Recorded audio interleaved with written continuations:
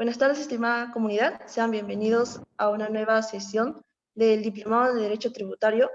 En esta oportunidad nos acompaña el doctor Israel Miguel Mendoza de la Cruz, quien es abogado y magíster en gestión de políticas públicas, con más de 12 años de experiencia en diferentes entidades del Estado y sector privado. Se ha desempeñado como asesor en el Ministerio de Educación y director en el Ministerio de Vivienda, así como gerente de administración y gerente legal en el Servicio de Administración Tributaria de Lima. Actualmente es profesor universitario a nivel de posgrado en los cursos de Derecho Administrativo, Derecho Tributario y Filosofía del Derecho.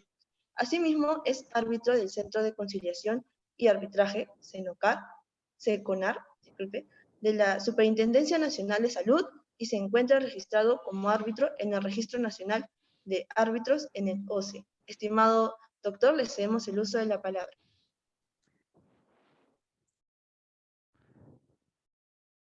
Muchísimas gracias por la presentación. Buenas tardes con todos. Vamos a compartir el día de hoy una exposición relacionada a la tributación municipal en el diplomado que están llevando en la materia de derecho tributario. Y primero comenzar a ponerlos en un contexto situacional primero, que nos permita a nosotros ya tocar en realidad la tributación municipal como una problemática y ir tocando o repasando algunos conceptos que están en la ley de tributación municipal.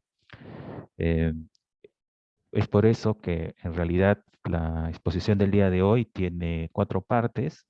Están vinculadas cada una de ellas a esbozar, como les comenté al principio, ideas generales que nos permitan conceptualizar conceptos claves en lo que es la tributación en general. Esto es útil para todas las ramas de la tributación.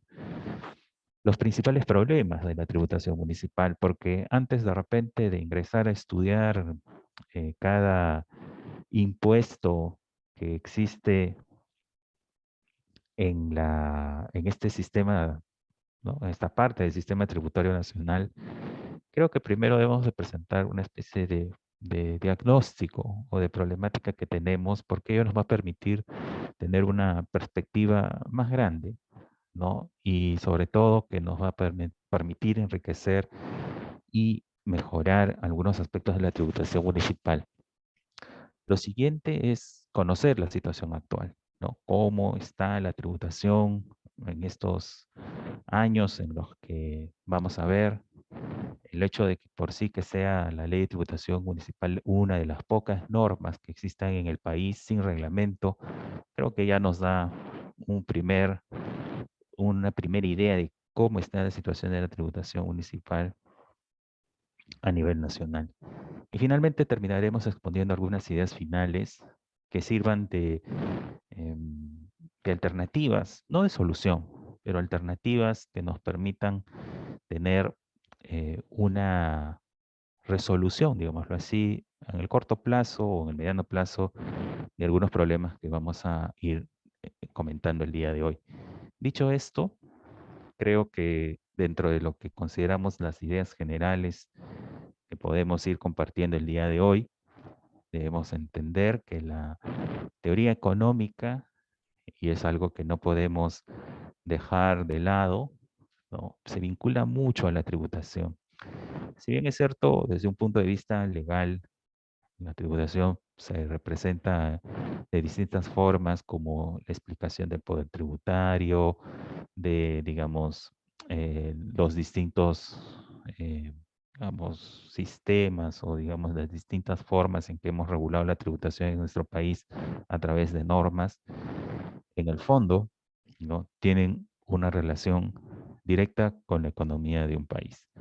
Y eso nos hace a nosotros tener presente, ¿no? Que de por sí, digamos, la teoría económica lo que busca es identificar, ¿no? O anticipar efectos económicos, de tal forma que en una parte muy pequeña de la economía que se refiere al sector público, digamos, encontramos nosotros 2 variables importantes, ¿no? Una de ellas relacionada al presupuesto público, ¿no? Es, digamos, un sistema incluso administrativo, ¿no? Y luego un concepto más avanzado, digámoslo así, relacionado a las finanzas públicas, ¿no? Entonces, efectivamente, ¿no?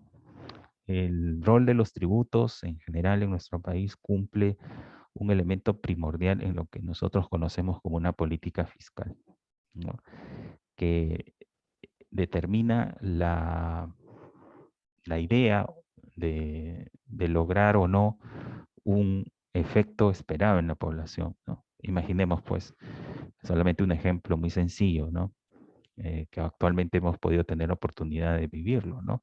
Recientemente se aprobó la exoneración del IGB a determinados productos, ¿no? Entonces, evidentemente, el retiro de un tributo, ¿no? Tiene un impacto, ¿no? El impacto esperado es de que los precios no suban tanto, ¿no? Sin embargo, bueno, puede ser que por otras distorsiones del mercado los precios se mantengan o simplemente hayan otro tipo de efectos como una mayor especulación, ¿no? Entonces, digamos, en resumen, lo que tenemos que entender de esta parte es de que la política fiscal es un elemento primordial, ¿no? En la economía de un país, ¿no? En general. Es por esto que esta política fiscal va a identificar instrumentos, o sea, esta política se concreta de alguna forma, ¿no? Cómo, digamos, el Estado manifiesta esta política, ¿no? Y ello es importante concebirlo porque uno de estos elementos, y sobre ese nada más vamos a conversar el día de hoy, son los tributos. Y si hablamos de la tributación municipal, evidentemente en un ámbito territorial determinado, ¿no? Obviamente. Dentro de esto, sí es bueno mencionar algo muy, muy importante.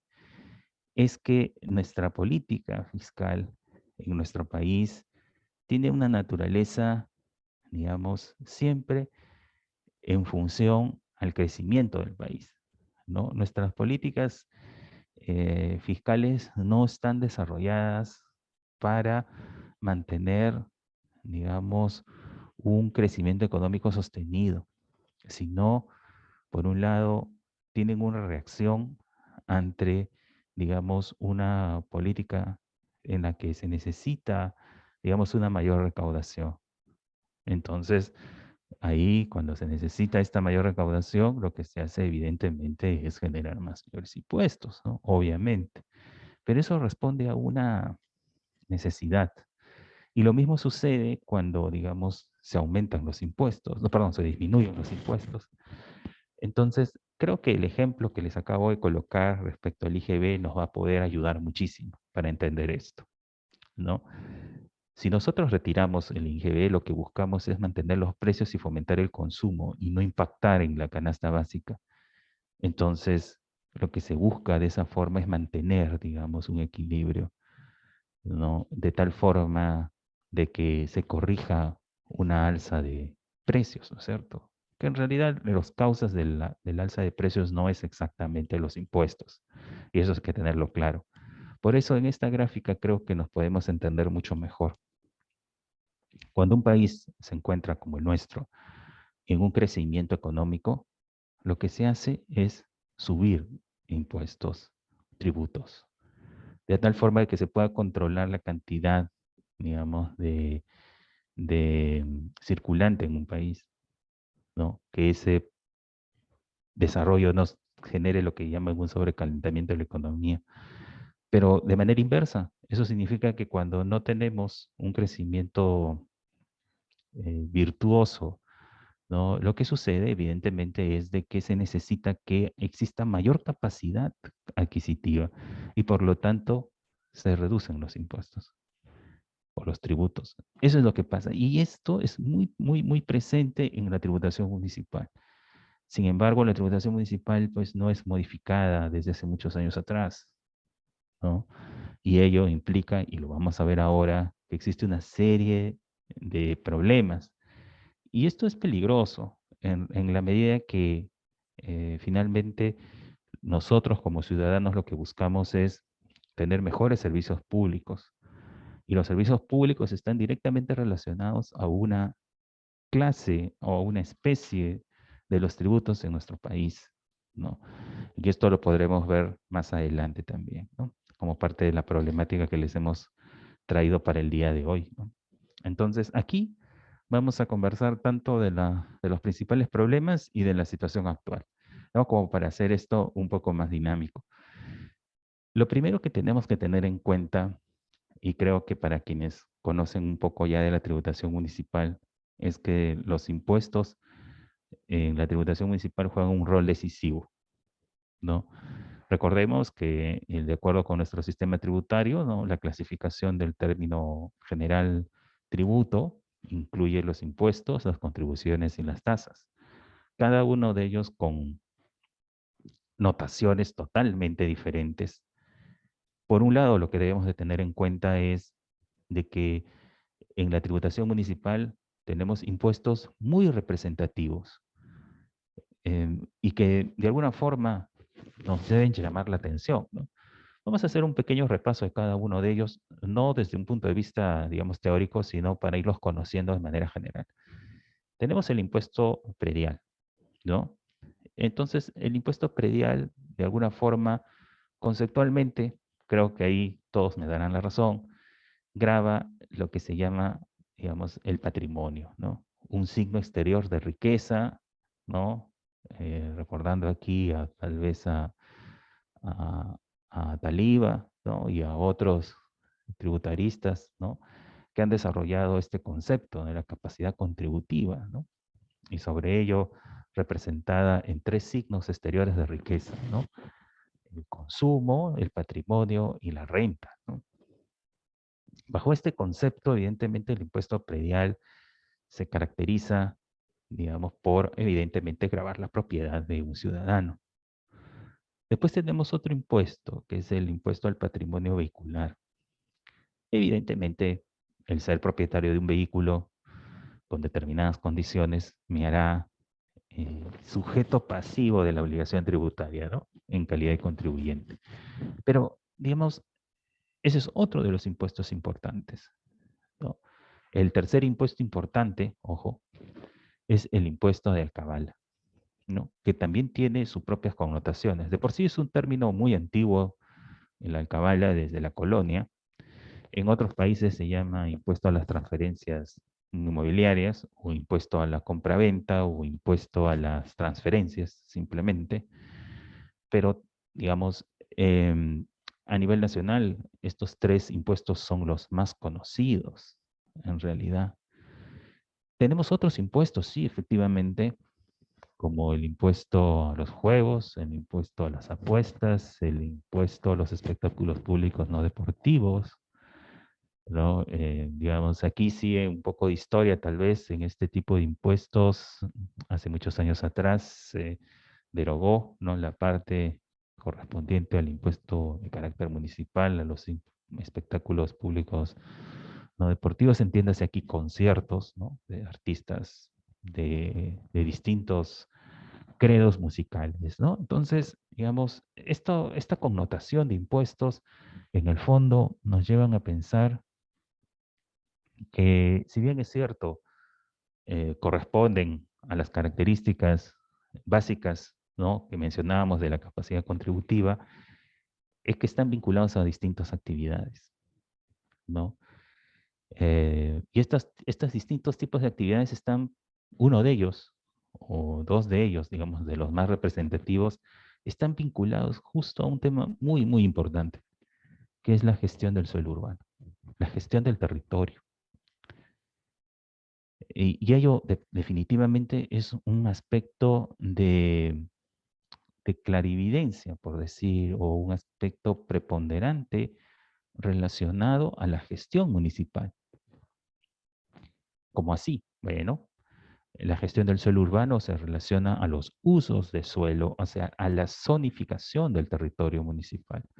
Efectivamente, la Ley Orgánica de Municipalidades señala, digamos, distintas características o competencias, mejor dicho, que se relacionan directamente a la gestión municipal o a las competencias municipales. La aprobación del plan de uso de suelos o el plan de acondicionamiento territorial, los cambios de zonificación, todos ellos tienen una aprobación de carácter provincial. a propuesta, obviamente, del gobierno local, evidentemente, ¿no?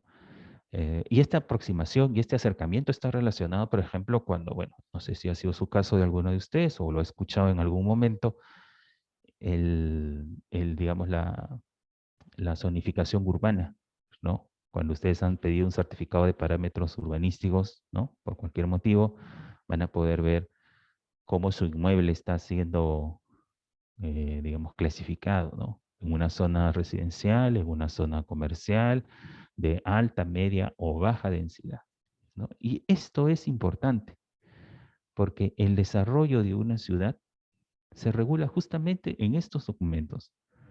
Por lo tanto, si tenemos documentos que de alguna manera restringen la inversión, ¿no? Sin los cuidados, obviamente, al medio ambiente, lo que hace va, lo que hace o lo que va a generar, perdón, es un pobre desarrollo de la ciudad, poca inversión, y por lo tanto, al existir poca inversión, lo que va a suceder es de que evidentemente la recaudación de los impuestos va a ser baja. Y en este caso estamos hablando del impuesto al patrimonio, perdón, el impuesto predial, disculpen, el impuesto al patrimonio predial es el nombre antiguo, ¿no? Y el impuesto de alcabala, ¿no? Dependiendo también, ¿no? Porque el impuesto de alcabala tiene una característica muy especial. Es de recaudación distrital, salvo que, salvo que exista un fondo de inversiones constituido a nivel provincial, ¿no? En Lima, por ejemplo, discúlpeme que me vaya tan lejos, ¿no? En Lima existe un fondo de inversión que es administrado por la Municipalidad de Lima, Metropolitana de Lima, y el 50% de la recaudación, perdón, de la recaudación de la alcabala, ¿no? Se queda en el municipio provincial y el resto del 50% de la recaudación se traslada a la municipalidad distrital donde se encuentra ubicado el inmueble materia de imposición tributaria, ¿no? Entonces, como ustedes ven, este aspecto es muy importante realmente, el impulsar el desarrollo del suelo urbano. Esto no significa tampoco, y esto tenemos que ser claros también, en conservar el medio ambiente, ¿no? Esto también, por favor, no lo entiendan como simplemente el uso del territorio de manera discrecional y de manera indiscriminada, no es así, sino que se trata de un desarrollo ordenado, se entiende, ¿no? A través de planes de desarrollo urbano aprobados a través de consejos municipales, distritales, y que posteriormente son materia, ¿no? En el gobierno provincial, ¿no? Entonces, este punto es muy, muy importante. No quiero pasar al siguiente punto sin antes mencionarles que en la tributación municipal exactamente existe lo que se llama un fondo de compensación municipal, ¿no? Y este fondo de compensación municipal nos pone, digamos, una, una pregunta de todas maneras que tenemos que responderla, ¿no? Porque tanto los impuestos que les comentaba, estos tres que son los más importantes, el impuesto predial, al patrimonio vehicular y a la alcabala, tienen distintas formas de recaudación. ¿A qué me refiero? A la entidad que lo recauda, ¿no? En el impuesto predial lo recauda la municipalidad distrital donde está ubicado el inmueble. En el impuesto al patrimonio vehicular lo recauda la municipalidad provincial, ¿no?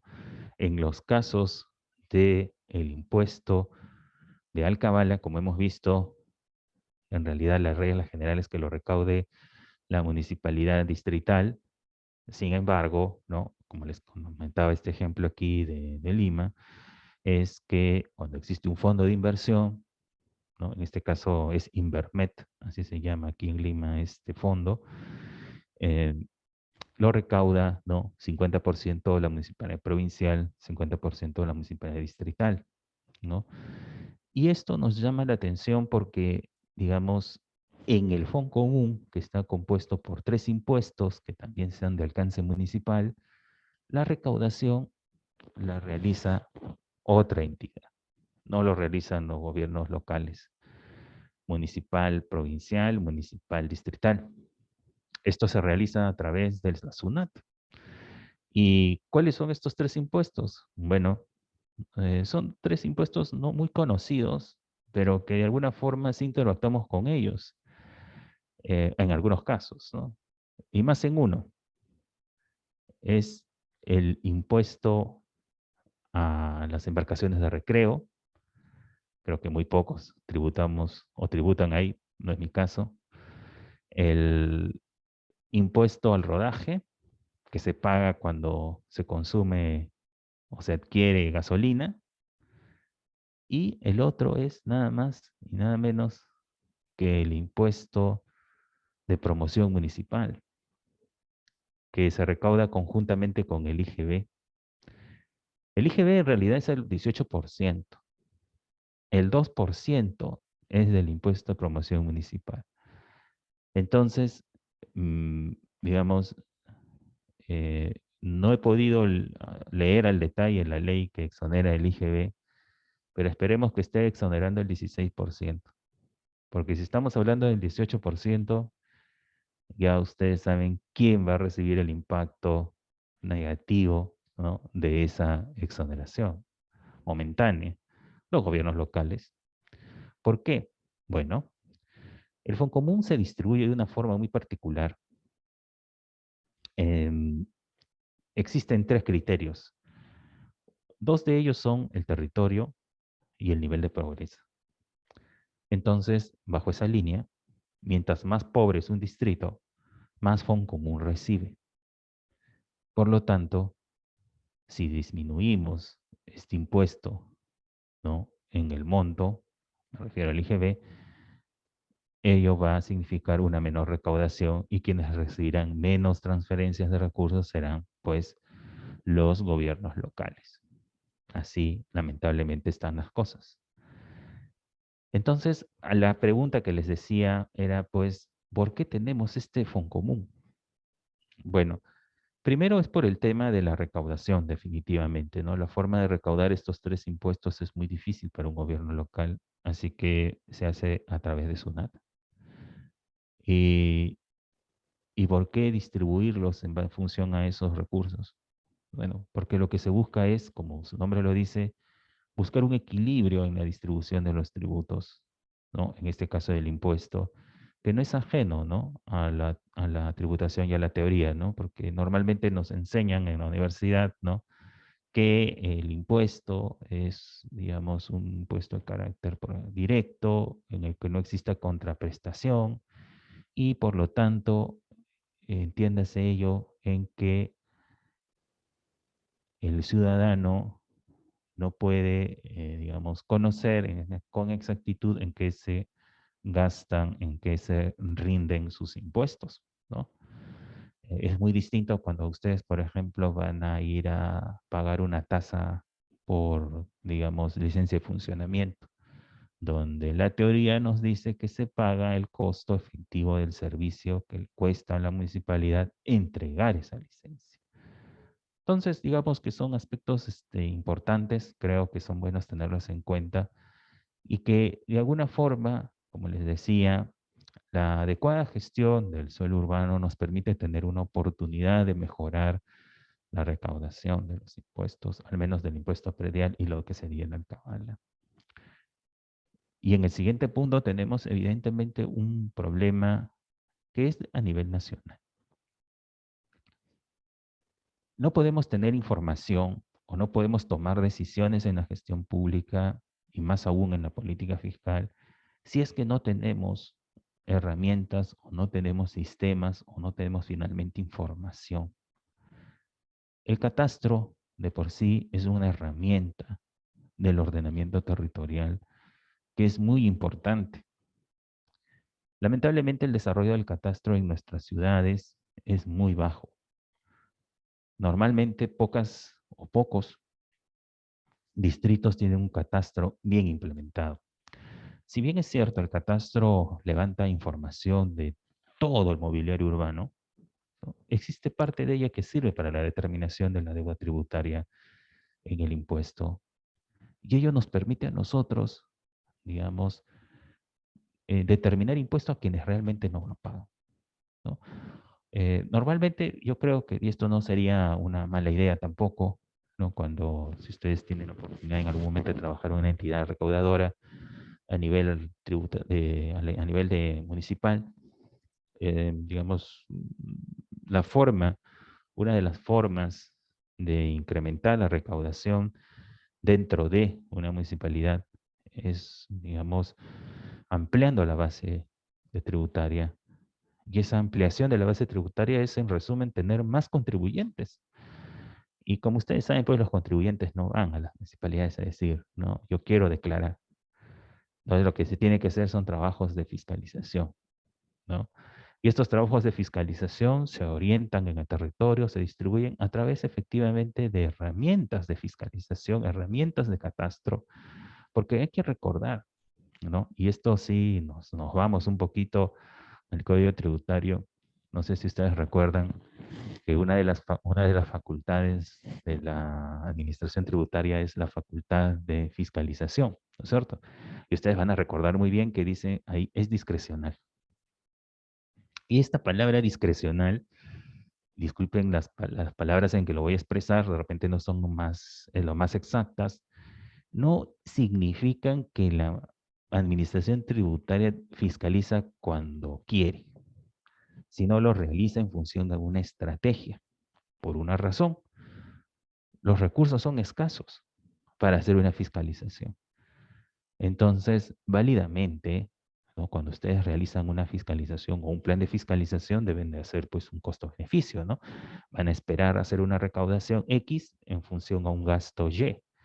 Por lo tanto, debe ser, digamos, que la recaudación esperada sea mayor pues que el gasto que van a desplegar en la fiscalización.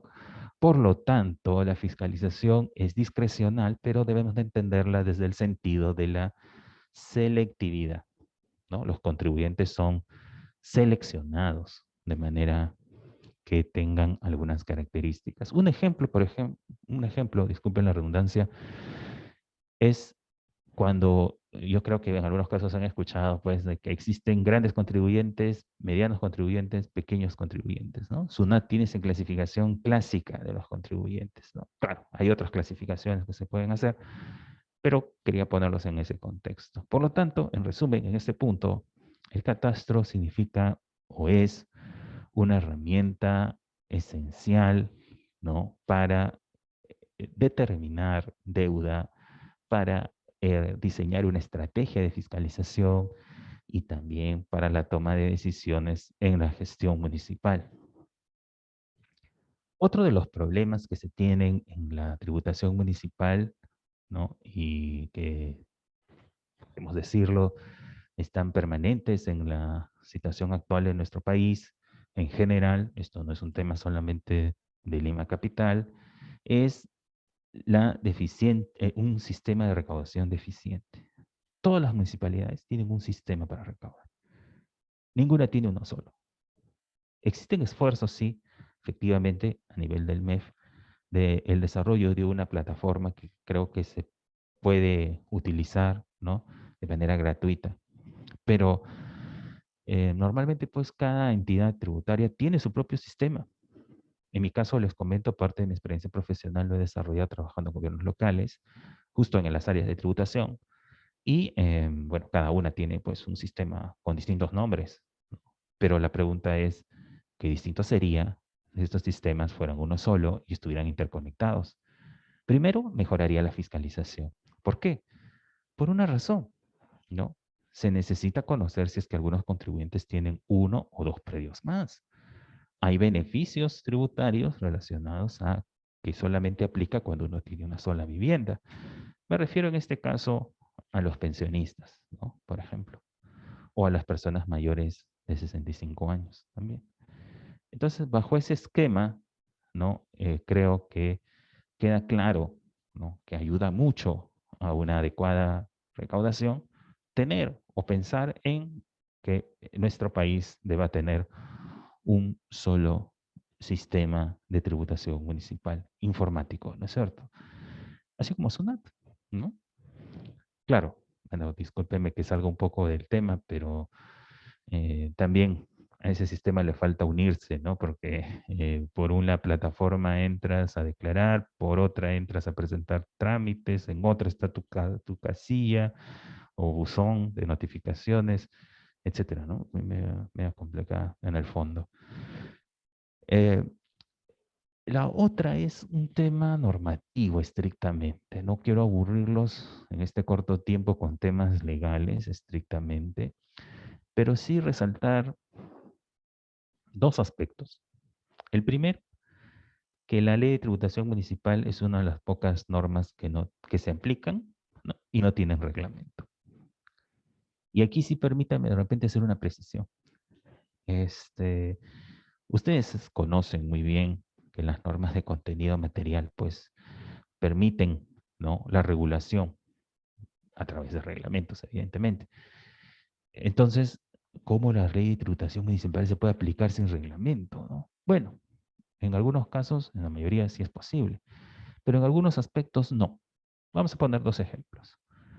El primero, ¿no? Y que esto se ha regulado a través de directivas de repente en algunas municipalidades, estoy completamente seguro. Por ejemplo, ¿no? Ustedes adquieren un vehículo, ¿no?, nuevo, ¿no? Es decir, el hecho imponible se realiza respecto a ustedes y son sujetos pasivos de la obligación tributaria del impuesto al patrimonio vehicular. Pero a los 2 meses les roban el carro. Para la ley de tributación municipal, ustedes siguen siendo propietarios y tendrán que pagarlo por los 3 años que quedan. Entonces, la pregunta es ¿eso es posible? ¿Es realmente razonable que eso suceda? No, definitivamente no. Pero la ley de tributación hace distinción. Bueno, en una municipalidad, no voy a decir el nombre, por ejemplo, se aprobó una directiva en la cual, ante ese caso, se presenta la denuncia policial y se suspende el cobro del tributo. Por ejemplo, ¿no? Entonces, otro ejemplo más, ¿no? El impuesto de alcabala, ¿no? El impuesto de alcabala está, como ustedes conocen, vinculado directamente a las transferencias inmobiliarias. Existen supuestos de exoneración o supuestos de inafectación, para ser más exactos, ¿no? Pero, digamos, el reglamento no regula cómo se realiza esa transferencia del 50%. Solamente indica la condición, ¿no?, que exista un fondo de inversión, pero no te dice más. Entonces, algunas municipalidades lo que han hecho es regular eso a nivel provincial, ¿no? Evidentemente, cuando existe ese caso. Son muy pocas, ¿ah? Ojo también. Y otro tema muy importante que ya está relacionado a la parte interna de la gestión municipal, porque lo que hemos visto hasta ahora son aspectos netamente, podríamos decirlo, externos. Y por tanto, creo que nos puede llevar a, a tener una valoración parcializada, no sería justa en algunas maneras. Y esto es porque, digamos, la tributación municipal, su gestión, no puede ser posible si es que no existe un soporte humano. Y sí tenemos que ser sinceros en esto, que a nivel de diagnóstico, a nivel global, no existe una brecha muy grande de capacitaciones o de especializaciones en tributación municipal. Para comenzar, tributación municipal en nuestro país no está muy desarrollada, no existen artículos, salvo uno que otro trabajo serio de investigación, pero más nada, ¿no? La tributación municipal no es tan atractiva, al parecer, para, digamos, el intelecto, ¿no? Existen muy pocos trabajos realmente. Y esto debe ser algo que nos llame la atención, porque si de por sí ya tenemos una norma que no tiene reglamento, creo que ya algunas consecuencias de ello deben de surgir. Entonces, bajo ese esquema, creo que el hecho de contar con colaboradores en la gestión municipal debidamente capacitados es de por sí en gobierno local un reto muy grande, realmente. Pero eso no queríamos dejar de mencionarlo porque la especialización va a ayudar muchísimo. Va a ayudar muchísimo a plantear estrategias de recaudación incluso, ¿no? porque no puede salir a recaudar o pensar con una forma recaudadora netamente, sino también, como les decía, de la gestión del territorio. Lo malo que ese es un trabajo de largo plazo. Y como ustedes conocen, los periodos municipales son de 4 años, al parecer muy cortos, ¿no? Nuevamente hay una iniciativa legislativa que busca ampliar el plazo a 5 años, ¿no? Bueno, veamos en qué concluye esa iniciativa. Y otro punto importante para terminar esta parte y no agobiarlos con tantos problemas en la tributación municipal es la necesidad de implantar tecnologías de información y también de modernización del Estado. Evidentemente existen muchos, digamos, esfuerzos desde el plan de incentivos, ¿no? Que busca de alguna manera dotar de recursos a los gobiernos locales que cumplan con una serie de metas, entre ellas la recaudación municipal, ¿no? Pero también existen, bueno, serias brechas, ¿no? De infraestructura tecnológica. Y no solo representado por el punto 3 de nuestra PPT, ¿no? Que se refiere a la eficiencia de un sistema de recaudación, sino en general, ¿no? En general, soporte informático, la gestión del territorio también reposa, ¿no? El sistema de catastro reposa en información gráfica muy densa que implica pues contar con infraestructura tecnológica de última generación, ¿no? Entonces, creo que ahí hay un tema muy por desarrollar. Si bien es cierto, la misma ley de tributación exige, ¿no? El pago de al momento del pago del impuesto predial, que parte de ese porcentaje se destina al catastro, pero igual, son esfuerzos muy aislados que no logran consolidar, ¿no? Digamos, un catastro sólido que nos permita, ¿no? Desarrollar políticas de suelo urbano idóneas.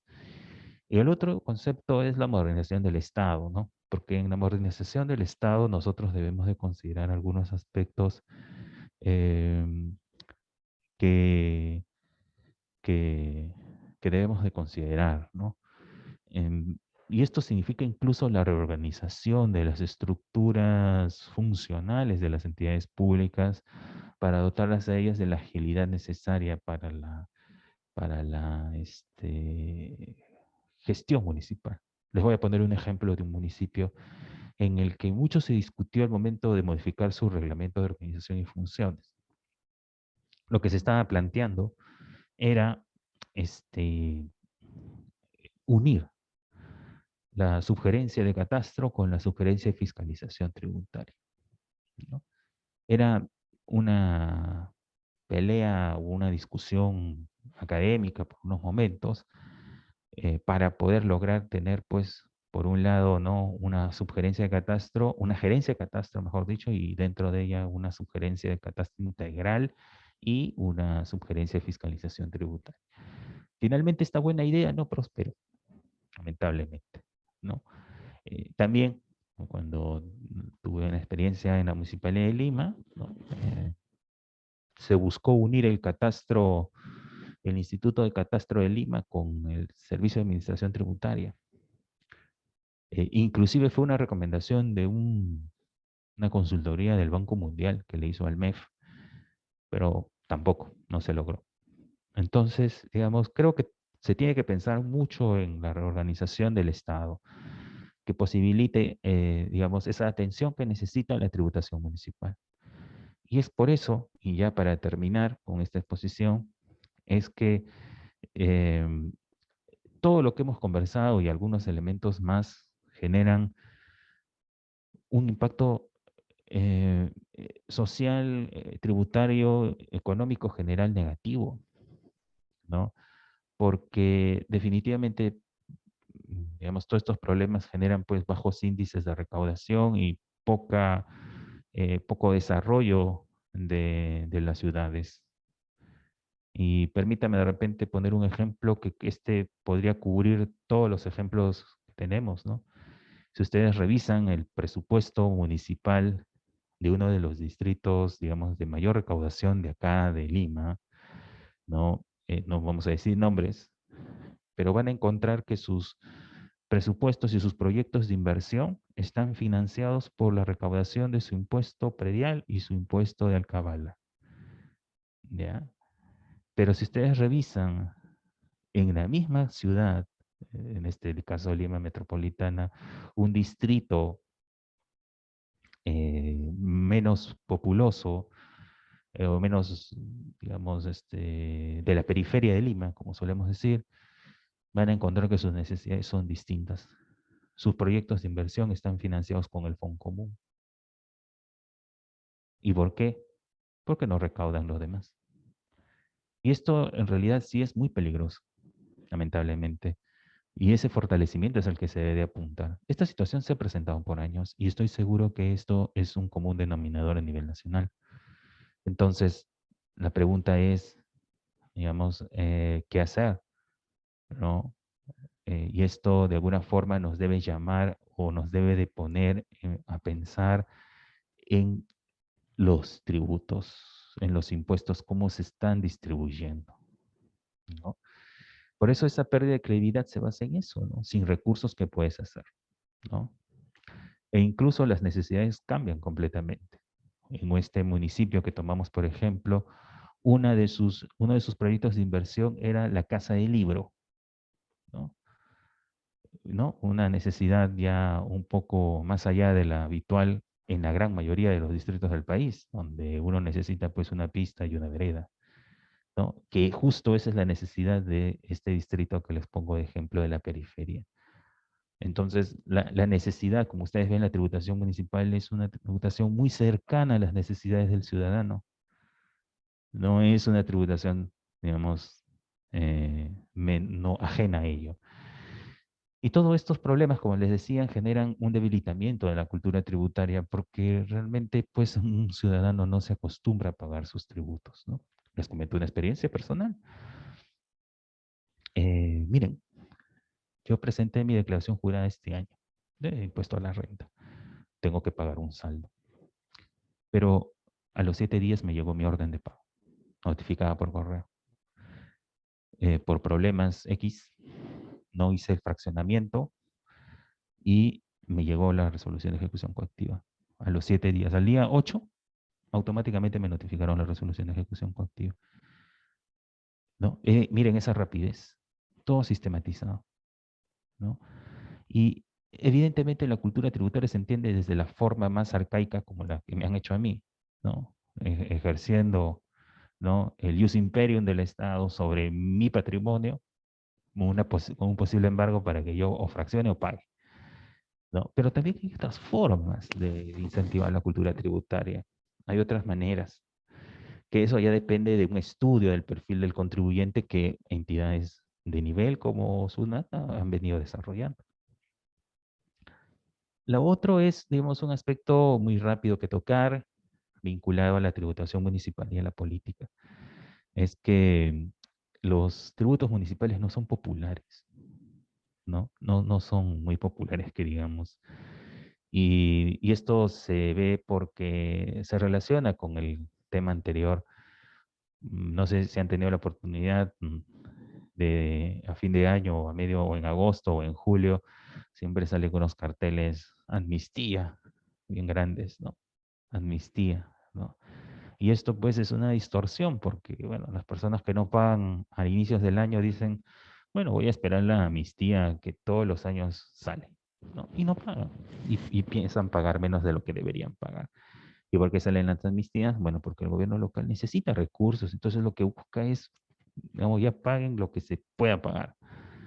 Es una difícil situación realmente. Y finalmente, dos aspectos que están vinculados uno con el otro.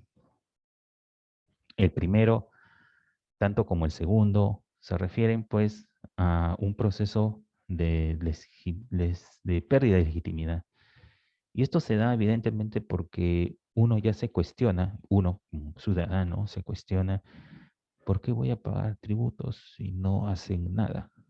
Es la pregunta, es una de las preguntas que cualquiera de ustedes, si decide investigar, va a tener que formular en su tesis, ¿no?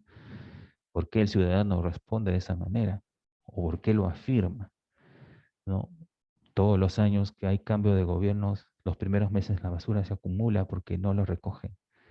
Entonces, ¿qué te lleva a pensar, no? Que en estos cambios de gestión municipal justo se aproxima uno que los alcaldes se llevan los camiones o ya no quieren recoger la basura, etcétera. Pasan muchos problemas a nivel de los gobiernos locales. Y esto es muy peligroso, No lo porque todo escucho. esto se representa, ¿no? En la cultura tributaria, se representa en la gobernabilidad de un municipio. Y lamentablemente, y no es ajeno a ello, ¿no? Y esto para terminar esta parte, recientemente creo que esto sí ha sido un, un tema muy lamentable que comentar en el ambiente académico. En los últimos años se han presentado muchas detenciones de funcionarios públicos por distintos actos inadecuados, ¿no? Desde gobernadores regionales hasta alcaldes. Entonces, el ciudadano evidentemente eso lo ve y se cuestiona por qué pagar tributos iba a terminar siendo malversado por estas personas, ¿no? Y eso es un efecto terriblemente negativo para la cultura tributaria. Entonces, no quiero ahondar más en esta parte, pero sí proponerles unas ideas finales que de alguna forma nos den una alternativa a trabajar con mayor desarrollo, evidentemente, porque esto ya implica un trabajo de un estudio más detallado e inclusive con medidas de más alto nivel, ¿no? Vamos a ver estas, las más importantes en realidad, para no aburrirlos. Primero que necesitamos hacer una revisión exhaustiva de la ley de tributación municipal y actualizarla. Hacerla, digamos, em, hacerla aplicable en todos sus sentidos. Y para ello me he reservado un tema como, digamos, la contribución de mejoras. La contribución de mejoras es una, valga la redundancia, una contribución regulada en la ley de tributación municipal, pero que no se aplica. No se aplica. Eh, Han habido casos muy aislados, ¿no? ¿Y en qué consiste la contribución municipal? Bueno, agárrense de sus asientos. Consiste en que si se hace una obra y ustedes están en el radio de esa obra, van a tener que pagar una parte subvencionada de la misma. Entonces, no me imagino que frente a sus casas de ustedes se les construye un puente y la municipalidad les diga, mire, ¿saben qué? Ustedes tienen que pagar toda la cuadra 1.000 soles por ese puente, ¿no? De manera subvencionada, ojo. La norma menciona todo un procedimiento para su aprobación, ¿no? Ojo, tampoco es de que se haga inmediatamente. Pero por eso les decía que la tributación municipal en nuestro país, ojo, no es popular. En Argentina, por ejemplo, este impuesto es de los más naturales. Perdón, esta contribución es de lo más natural. Pero acá en el Perú, Dios mío, sería una revolución, ¿no? Entonces, bueno, tenemos otro, ¿no? Y algo que tal vez corrige lo que les comenté hace un momento, la transparencia. La transparencia es la principal arma contra la corrupción, definitivamente. Lo otro, necesitamos impulsar el catastro urbano. Y esto en realidad no depende de los gobiernos locales. Esto debe ser una política nacional. Y con esto de repente quiero tocar, digamos, un tema muy delicado. A nivel nacional no existe una ley de ordenamiento territorial. No existe. Entonces, ¿cómo podemos pretender, no, que si desde el más alto nivel no existe, no, en el efecto cascada, ¿no? Es decir, hacia los gobiernos locales, ¿no? Subnacionales no, porque tiene una palabra un poco fuerte, ¿no? Hacia los gobiernos locales, ¿cómo pensamos nosotros, ¿no? ¿Cómo pensaríamos fortalecer el catastro, fortalecer la fiscalización, todo, si es que no tenemos un marco normativo sólido a nivel nacional? Existen muchos proyectos de leyes de ordenamiento territorial archivados en el Congreso. Bueno, el punto D se relaciona a lo que hemos conversado hace un momento, ¿no?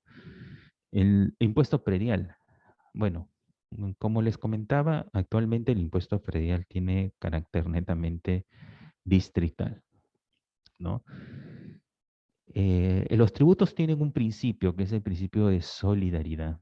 Entonces, pensemos en él, ¿no?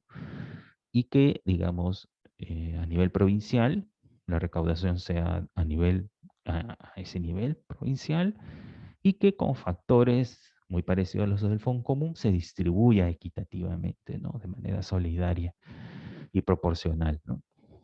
Para dotar de mayores recursos, ¿no?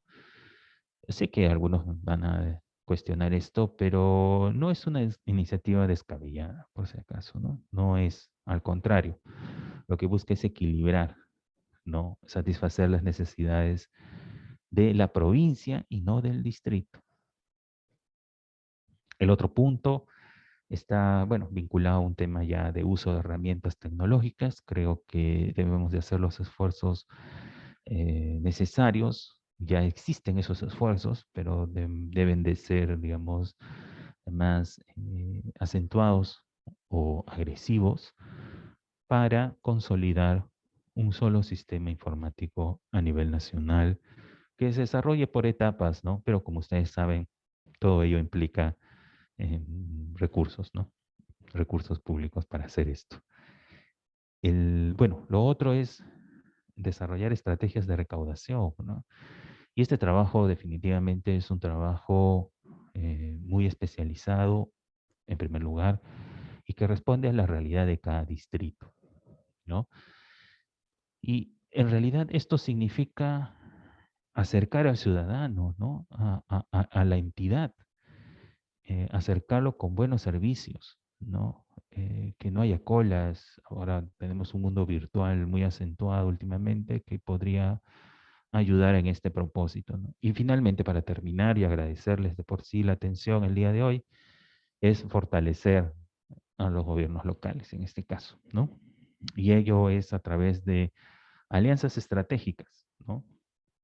Que permitan, digamos, una red de intercambios de experiencias, digamos, una red no solamente donde el conocimiento no pueda ser transmitido, o las experiencias, como les comentaba, ¿no? Sino también pues fortalecer la recaudación con estrategias conjuntas, con intercambios de información tan útiles, ¿no? Para la fiscalización, ¿no? Intercambio de bases de información que nos ayuda siempre en el trabajo de la fiscalización, ¿no? Entonces, digamos que estas medidas de alguna forma nos permiten a nosotros plantear los primeros, digamos, las primeras ideas fuerzas de cómo ir mejorando la tributación municipal sin pensar en crear impuestos, que con esto quiero terminar, porque como hemos visto, la situación económica de nuestro país no permitiría incrementar impuestos, porque tranquilamente ustedes pueden decir, pero una de las alternativas es que subamos los impuestos. Y por supuesto que sí. Yo recuerdo que hace muchos años hubieron dos intentos, ¿ah? De incrementar los factores que se relacionan al impuesto predial. Es decir, por ejemplo, el valor arancelario. ¿No? Recuerden, el impuesto predial se calcula la multiplicación del área del terreno con el valor arancelario. Ese es el valor del terreno, ¿no? Después viene el valor de la construcción, que es una fórmula un poco más difícil de calcular. Dios mío. Hubo un reclamo ciudadano muy fuerte, tanto así que al día siguiente la norma, que fue una resolución del Ministerio de Vivienda, se dejó sin efecto para aplicar los valores arancelarios del año anterior. No, imagínense, qué sensible es el sector, ¿no? Entonces, bajo ese esquema es de que o sea, no pensemos que la forma de mejorar un tributo es incrementando sus tasas. Yo creo que eso es un error. ¿Se puede hacer? Sí, pero que se haga cuando digamos, la situación económica lo permita. Como hemos visto, justo por eso esas presentaciones iniciales es de que si nosotros tenemos actualmente una economía muy sensible, realmente, por distintos motivos que no son materia de esta exposición, crear un impuesto es regresivo, ¿no? Es regresivo completamente. Salimos de una pandemia, aún no estamos reactivados completamente y encima tenemos un proceso inflacionario muy marcado. Por lo tanto, evidentemente la creación de un impuesto no es lo más óptimo, ¿no?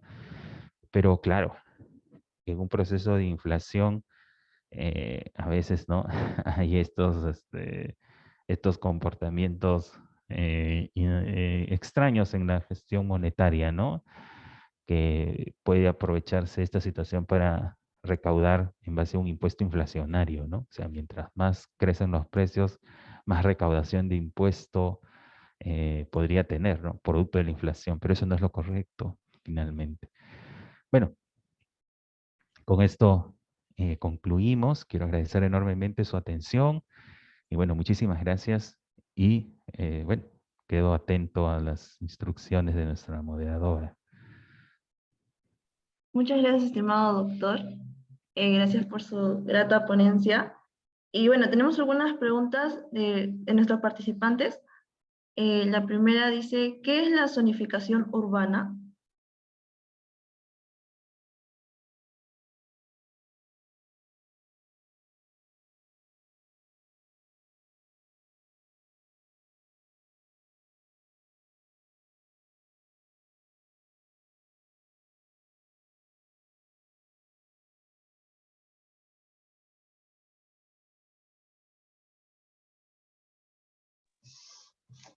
Agradecerle, estimado doctor. Uy. Ay, perdóname, estaba con el micro apagado. Mil disculpas. No, sí, la zonificación urbana es, digamos, la división del territorio en función a los usos de suelo. Esto es muy natural, por ejemplo, zonas residenciales, ¿no? Zonas comerciales, zonas industriales, ¿no?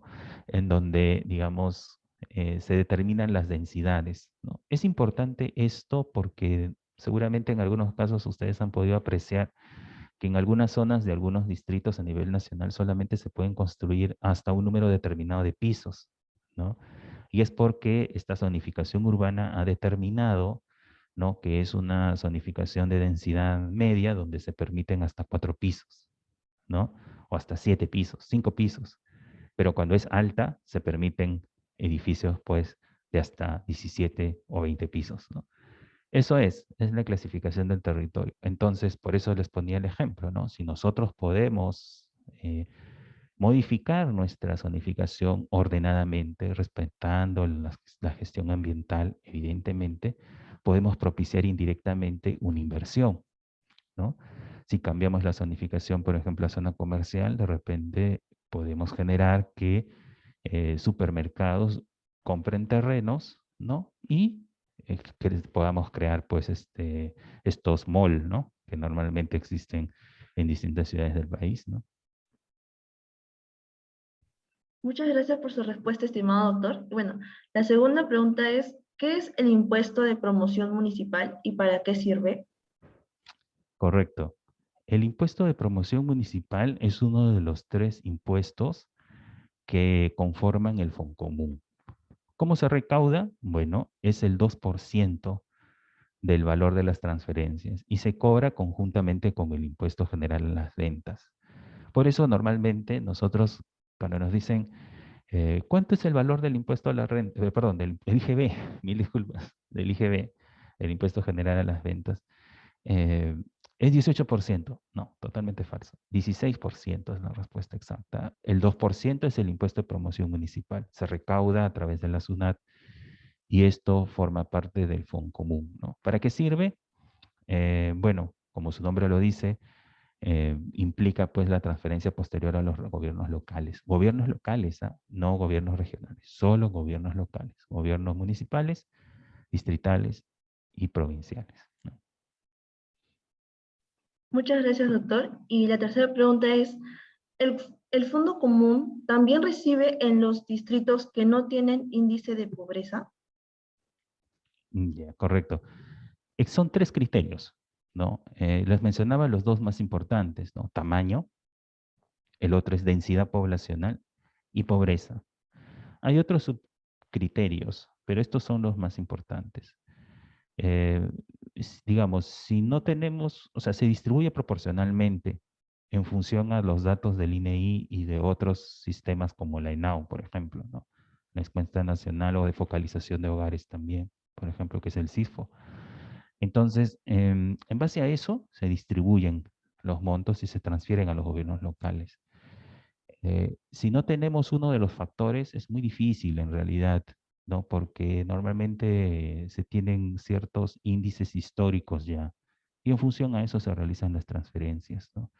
E incluso, les comento esto ya por experiencia profesional, el Fondo Común sirve para el pago de las planillas, ¿no? Entonces, sí es un recurso bastante necesitado y, como les comentaba, esta distribución se realiza tanto a gobiernos locales de carácter provincial y distrital, ¿no? Eso es.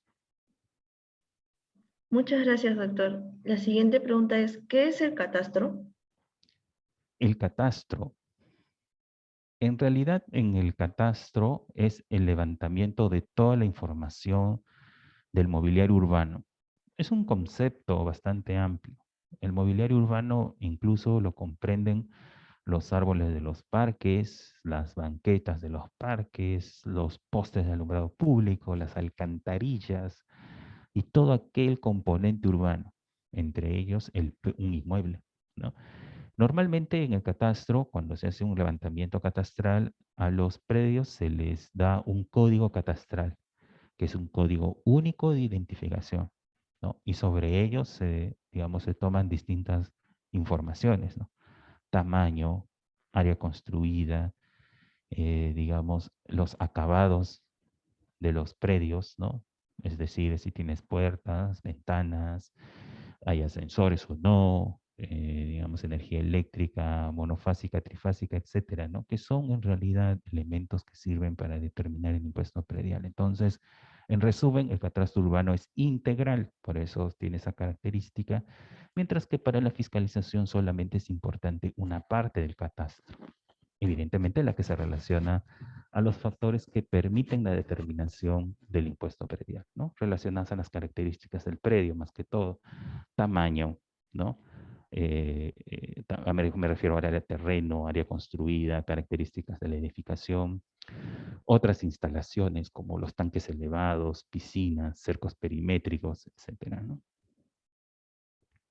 Muchas gracias, doctor. La siguiente pregunta es, buenas noches, doctor. Si la modernización y la actualización del sistema tributario es importante, ¿por qué el impuesto a las transferencias financieras, que inicialmente constituido como impuesto temporal, sigue siendo recaudado? Ya, el impuesto a las transferencias financieras, más conocido como ITF, tiene una larga historia. Permítame resumirla brevemente. En su momento se interpuso una acción de inconstitucionalidad por considerarlo confiscatorio. Sin embargo, y esto ya nos lleva más allá de la tributación municipal, existen impuestos que tienen una característica netamente parafiscal. Es decir, no tienen una necesidad o una naturaleza recaudadora. Por ejemplo, el impuesto selectivo al consumo. Es un impuesto parafiscal, dependiendo cómo lo veamos.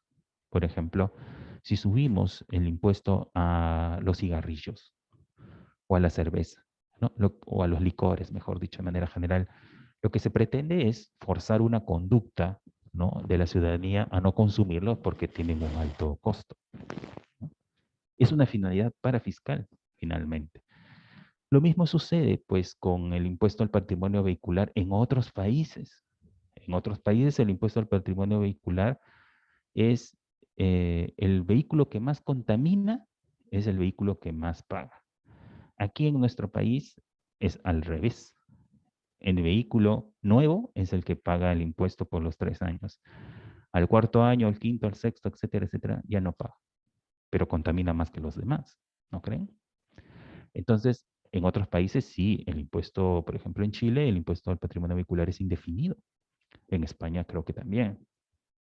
Y las tasas o las alícuotas que se pagan están en función a el octanaje, o sea, mientras menos octanaje tengas, más contaminas, ¿no? Y a la antigüedad, ¿no? Entonces, por lo tanto, digamos, estos son impuestos parafiscales. Lo mismo sucede con el ITF. El ITF lo que buscaba era controlar, ¿no?, la circulación de dinero para evitar lavado de activos. Entonces, en realidad el ITF es un impuesto que está vinculado a esa característica. No se relaciona directamente con la gestión municipal, ni mucho menos con la modernización del Estado, pero, digamos, aprovechamos la pregunta para enmarcarlo, ¿no?, dentro de estos conceptos teóricos tan necesarios manejar en la tributación en general, ¿no? Muchas gracias, doctor. Y bueno, la siguiente pregunta es, ¿qué es la amnistía? La amnistía, bueno, la amnistía tributaria, ¿no? Porque si lo vemos la amnistía desde un punto de vista penal, bueno, tiene una connotación muy grande, ¿no? Es un término mal usado realmente. La palabra exacta son beneficios tributarios, ¿no? O condonaciones, ¿no? Pero la amnistía lo que hace es, pues, en la práctica, hablar de, digamos, un descuento de las deudas tributarias de carácter municipal, ¿no? Por eso no sé si ustedes pueden recordar, estoy seguro que sí, cuando ven esos letreros a fin de año, ¿no? Eh, pague solo el 50% de sus arbitrios, ¿no? O un letrero enorme que dice condonación, ¿no? Si pagas los impuestos, perdón, si pagas los arbitrios de este año, te condonamos lo de todas tus deudas anteriores de los arbitrios. Entonces, la amnistía en realidad es un término, como les decía, que no ha sido utilizado de la forma más exacta y que se refiere en realidad a un beneficio tributario de descuento para el pago de las deudas, ¿no? Muchas gracias, doctor. Y bueno, la última pregunta es, ¿qué es el impuesto para fiscal? Ah, el impuesto. Digamos, es una clasificación, ¿no? Nosotros estamos acostumbrados teóricamente en el derecho tributario a entender el, digamos, nos han enseñado muchos principios en realidad y creo que eso es bueno y también es malo al mismo tiempo. Uno de ellos es de que los impuestos tienen o se basan en la capacidad contributiva, ¿no? Y esto data desde muchos años atrás, ojo, ¿no? El impuesto a la renta en realidad se originó producto de las guerras mundiales, ¿no? De la Primera Guerra Mundial, ¿no? Y en eso tiene sus antecedentes, o sea, de financiar al Estado para afrontar esos gastos. Entonces, ¿qué se pensó primero? Bueno, digamos, la renta, ¿no? Entonces, quienes generan, perdón, el patrimonio. Entonces, quienes generan patrimonio, signo exterior de riqueza, por lo tanto, se debe de gravar. Después vino el consumo, ¿no? Quienes más consumen podrían pagar tributos y el otro es el impuesto pues al patrimonio, renta y consumo, ¿no? Renta, ¿no? O sea, digamos, el que trabaja, ¿no? Genera rentas, ¿no? Y de alguna manera explica, ¿no? ¿Por qué las categorías del impuesto a la renta, ¿no? Tienen primera, segunda, tercera, cuarta, quinta, ¿no? Las dos últimas rentas son de cuarta, quinta, que son rentas de trabajo. Fueron las últimas en grabarse. Entonces, dicho esto, un impuesto para el fiscal tiene una finalidad completamente distinta, no es recaudatorio, sino busca, basado en los principios de la economía conductual, ¿no? Modificar conductas, ¿no? Tienen una finalidad distinta. Y es ahí como les ponía estos ejemplos, ¿no? Del impuesto al patrimonio vehicular en España, por ejemplo, en Chile creo, ¿no? En Chile y España son de carácter parafiscal, es decir, no se graba aquí como en el país el hecho de tener un carro nuevo por 3 años, ¿no? Porque ese carro en realidad no contamina tanto como uno que es más antiguo y ese es en realidad el que debería de ser mayormente grabado. ¿Para qué? Para hacerlo oneroso, para fomentar que ese propietario cambie de ese vehículo pronto, no que nuestro parque automotor tenga un menor tiempo de vida útil, actualmente son 17 años, según un estudio del Banco Continental o BBVA, ¿no? Entonces es eso, un impuesto para fiscal no tiene una finalidad recaudatoria, sino tiene una finalidad completamente distinta, como en este caso el impuesto selectivo al consumo, que es, ¿no?, la salud, ¿no?, de los ciudadanos. Muchas gracias, doctor. Gracias por la absolución de las preguntas y agradecerle de parte de todo el equipo Bill Lawyer por acompañarnos y esperamos contar con usted en una siguiente oportunidad. Oh, gracias a ustedes. Muchísimas gracias. Hasta luego. Muchas gracias, doctor. Buenas noches. Y también agradecer a nuestros participantes por conectarse el día de hoy y nos reencontramos el día jueves a las 6 de la tarde. Buenas noches con todos.